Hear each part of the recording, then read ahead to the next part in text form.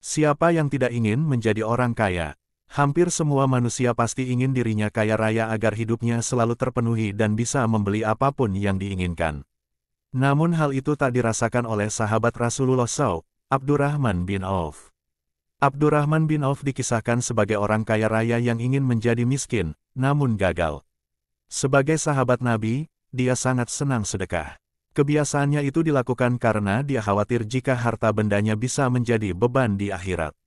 Abdurrahman bin Auf lahir di Makkah pada tahun ke-10, tahun gajah atau tepatnya pada 581 M. Mengutip buku, Dahsyatnya Ibadah, Bisnis, dan Jihad Para Sahabat Nabi yang Kaya Raya, oleh Ustadz Imam Mubarak bin Ali, Abdurrahman digambarkan sebagai sosok yang lebih muda dari Rasulullah. Menjawab hal tersebut, Abdurrahman justru meminta agar saat menunjukkan lokasi pasar, "Semoga Allah memberkatimu pada hartamu dan keluargamu. Akan tetapi, tunjukkanlah letak pasarmu," ujarnya. Maka ditunjukkanlah pasar tersebut, sehingga Abdurrahman pun bisa berdagang. Kreativitas Abdurrahman muncul saat berdagang. Ia meminta tolong kepada saudara barunya itu, untuk membeli tanah kurang berharga yang terletak di samping pasar. Kemudian, tanah tersebut ia petak-petakan. Lalu, siapapun boleh berjualan di tanah itu tanpa membayar sewa. Apabila dari pedagang itu ada keuntungan, Abdurrahman bin Auf mengimbau mereka untuk memberikan bagi hasil seikhlasnya. Abdurrahman bin Auf selalu gagal buat jadi miskin. Banyak para pedagang yang tertarik untuk bisa berjualan di lahan Abdurrahman bin Auf. Mereka berbondong-bondong pindah ke pasar baru yang dikembangkan oleh Abdurrahman bin Auf. Hal itu membuat keuntungannya berlipat. Anehnya, semakin banyak harta yang dimiliki Abdurrahman, dia justru menangis khawatir. Suatu ketika Rasulullah SAW berkata, Abdurrahman bin Auf akan masuk surga terakhir karena terlalu kaya, sehingga dihisapnya paling lama. Mendengar hal tersebut Abdurrahman bin Auf pun berpikir keras, bagaimana caranya agar ia menjadi miskin supaya dapat memasuki surga lebih awal, tuturnya. Agar jatuh miskin, Abdurrahman bin Auf pernah menyedekahkan separuh hartanya.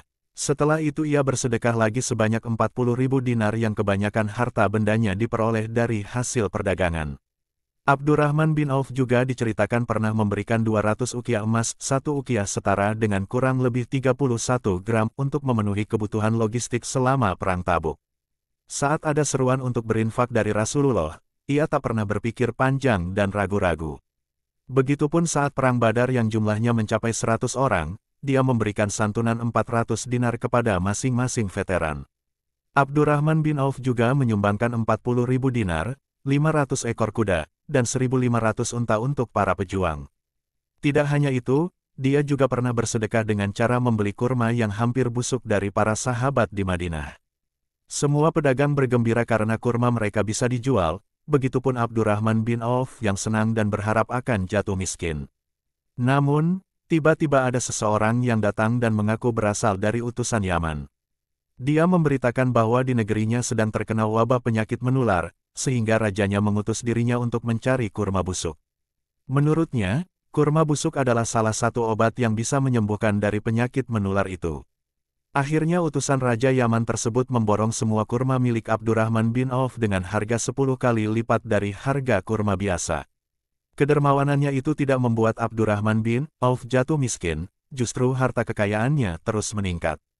Di saat Abdurrahman bin Auf merelakan semua hartanya agar jatuh miskin, saat itu pula Allah memberikan limpahan harta berkali-kali lipat untuknya. Baginya, warisan terbaik yang ditinggalkan pada keluarganya saat meninggal bukanlah harta atau kekayaan, melainkan ajaran Islam dan teladan dari Rasulullah. Tak heran, jika dirinya banyak dicintai para sahabat lainnya.